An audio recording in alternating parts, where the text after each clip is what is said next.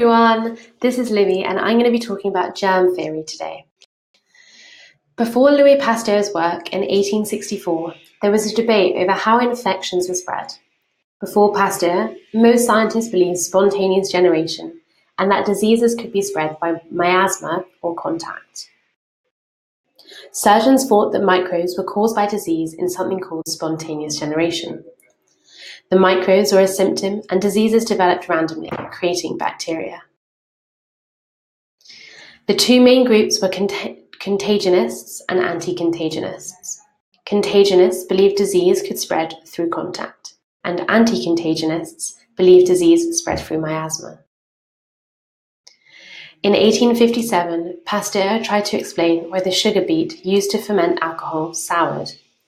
Pasteur thought that germs in the air were responsible. He found that sterilized water was still sterile if the flask was closed, but was not sterile if the flask was open. This suggested that there were germs in the air. In 1861, he published Germ Theory. Germs were causing infections. Microscopes, which were invented in the 17th century, eventually allowed Pasteur to see the microorganisms that he described. Pasteur faced serious opposition for his theory. A famous doctor called Charles Bastian supported the theory of spontaneous generation, which contradicted Pasteur's germ theory. Pasteur's research focused on how liquids such as milk went sour. This is pasteurization, and many did not see the connection to humans. Doctors did not believe that small germs could cause such harm to humans.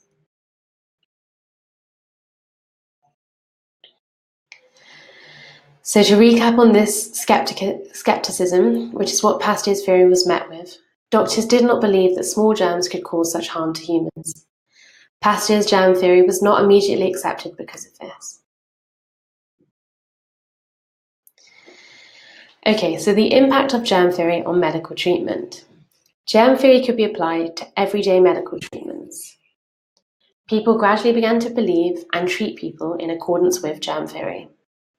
Most of the gains from germ theory came in the 20th century. It proved that disease was not spread by miasma. It proved that spontaneous generation was wrong, and it proved that an imbalance of the four humours did not cause disease, therefore meaning that the four humours were wrong. In 19th century Britain, medical treatments became safer. The survival rate in surgery increased. Hospitals became cleaner and vaccinations became more popular. Technical developments meant that diseases could be identified and stopped more effectively. Following germ theory, drugs were developed and became far more popular. So to recap what we've just learned, we know that germ theory could be applied to everyday medical treatments. Most of the gains from germ theory came in the 20th century, and people gradually began to believe it.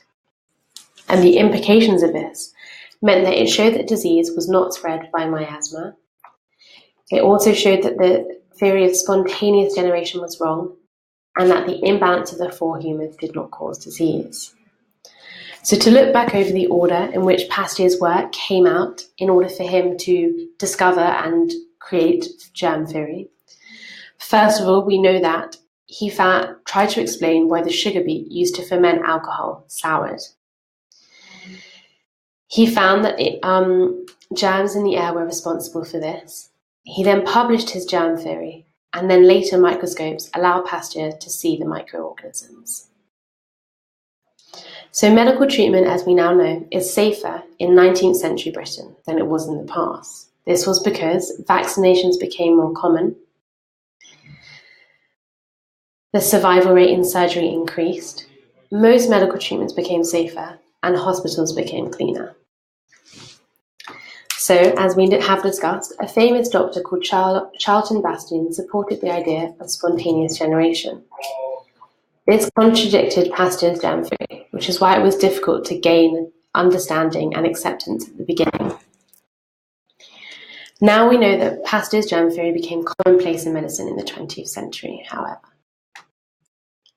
So before Pasteur, surgeons thought that microbes were caused by spontaneous generation. Technological developments meant that diseases could be identified and stopped more effectively. Following Pasteur's germ theory, drugs were developed and bacteriology became more popular. So that's the first topic we've now covered for medicine in 18th and 19th century Britain. Thanks very much for listening.